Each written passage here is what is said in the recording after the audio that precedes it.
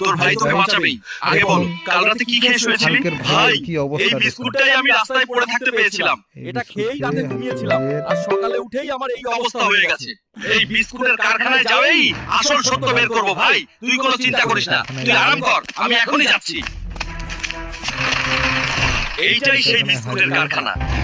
গেটের সামনে পাহারা আছে, তাই সরাসরি ঢোকা যাবে না। আজ রাতে এই কেমিক্যাল সব বিস্কুটে মিশিয়ে গ্রামে ছাড়বে, তারপর ওষুধ বেচে আমরা বড়লোক হব।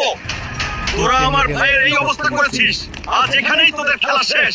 এইটা সিনেমা না হাল্ক, এখানে তোর দাদাগিরি চলবে না। নিয়েছিস, এখন তোদের সব হিসাব শেষ।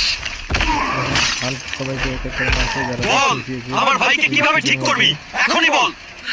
হাল্ক ভাই, মাফ করুন, দাওয়াই আমি এখনই দিয়ে দিচ্ছি। ভাইকে বাঁচাতে এসেছিলি না, এখন দেখ তুই নিজেই হাঁটি হয়ে গেছিস।